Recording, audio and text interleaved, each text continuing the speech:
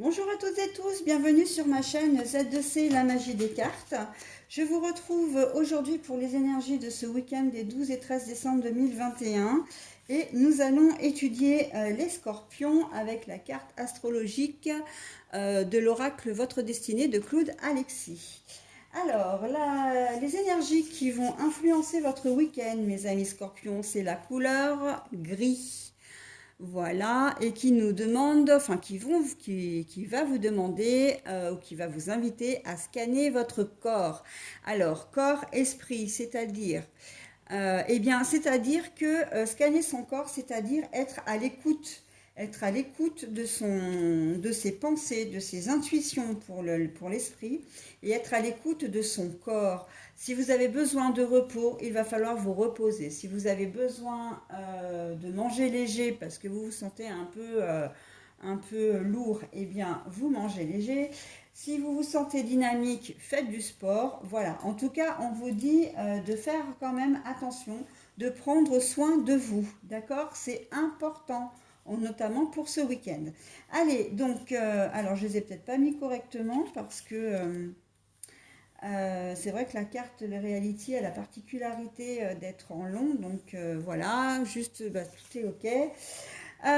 Donc, comme d'habitude, trois cartes pour les énergies du week-end, donc deux pour les énergies générales avec le Reality 180 justement, hein, qui a la particularité, comme je viens de le dire, d'être à l'horizontale. Et, euh, une carte donc des rêves enchantés de Mademoiselle Lenormand. Et pour les énergies sentimentales, c'est une carte du Wisdom Oracle. Voilà. Et puis, évidemment, hein, comme d'habitude, maintenant, j'ai pris l'habitude de vous donner un petit message positif et bienveillant. Et là, je le découvrirai comme d'habitude en fin de tirage. Et la carte, eh bien, ça vient de l'oracle pour devenir sage et heureux comme un chat. Et là, on nous dit s'inspirer du chat jour après jour. Voilà, allez, donc on y va pour la première carte, l'instabilité. La deuxième carte, ah bah d'accord, ok. Alors nous avons la personne malveillante que nous venons d'avoir à l'endroit dans le jeu précédent. Et là, elle est à l'envers. On commence déjà très fort parce que je bats vraiment les cartes, hein, je les prends vraiment. Et elle est tombée, elle est tombée toute seule, donc c'est qu'elle voulait vraiment sortir, hein.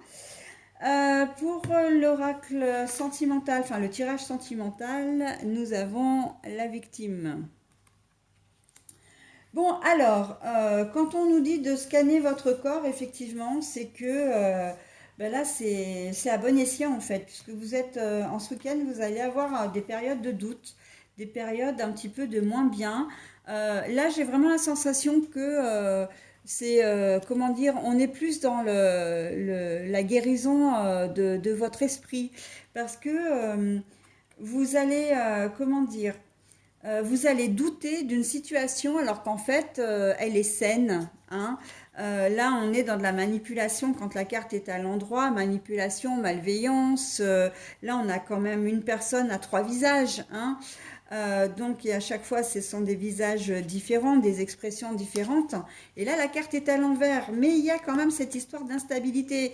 Donc, j'entends là les personnes un peu jalouses, hein, qui vous allez peut-être accuser votre compagne ou compagnon de choses qu'il n'a pas forcément fait, hein, donc entre autres d'aller voir ailleurs, hein. J'entends vraiment ça. Vous avez un certain manque de confiance en vous, hein, pour ce week-end. Et voilà, c'est pour ça qu'on vous demande, hein, comme je dis, comme quoi les cartes, hein, il n'y a pas de hasard. On vous demande de vous scanner vraiment vous, hein, de vous regarder dans un miroir. Scanner, c'est se voir tel qu'on est aussi, hein, d'être face à soi-même. Et on vous dit non, oui, enfin non, comment dire, tu n'as pas à manquer de confiance en toi parce que tu es dans une situation équilibrée. C'est toi qui rend la situation instable. C'est toi qui rend, comment dire, qui t'imagine, voilà, qui t'imagine des choses alors que ça n'existe pas. On peut être aussi complètement dans le domaine professionnel, hein. Alors là, on est vraiment dans le domaine relationnel, professionnel, relationnel, ça peut être familial aussi, hein. Tout ce qui a un rapport avec la relation aux autres, hein. On voit qu'il y a vraiment une instabilité, mais elle vient de vous. Elle vient de vous et on vous demande de vous analyser quelque part ce week-end pour essayer de comprendre d'où vient ce manque de confiance en vous. Manque de confiance en vous, c'est aussi un manque d'estime de vous. Et du coup, comme là, il y a une certaine forme de désamour de votre propre personne, eh bien, bah, vous ne pouvez pas aimer les autres, vous ne pouvez pas comprendre les autres si vous n'arrivez pas à vous aimer vous-même et à vous comprendre vous-même.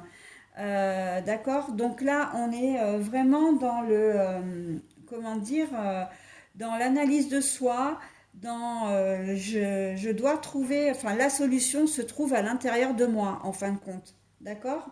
Donc, au travail, vous risquez, voilà, vous allez peut-être pas vouloir prendre d'initiative parce que vous n'avez pas confiance en vous. Donc, du coup, ben, les gens qui n'ont pas confiance en eux ne prennent pas d'initiative, hein. Ça peut vous être un peu reproché aussi, hein, on peut vous en faire la remarque. Voilà, vous allez beaucoup douter, douter de vous, douter des autres. Voilà, donc bon, il y a un travail à faire sur vous, là, mes amis poissons, pour ce week-end. Et d'ailleurs, les énergies sentimentales vont vraiment avec les énergies générales. Et quand je vous disais tout à l'heure que vous alliez, comment dire, reprocher à votre conjoint ou conjointe des choses qu'il n'a pas faites, ben oui, en fait, hein, vous allez vous poser en victime, hein.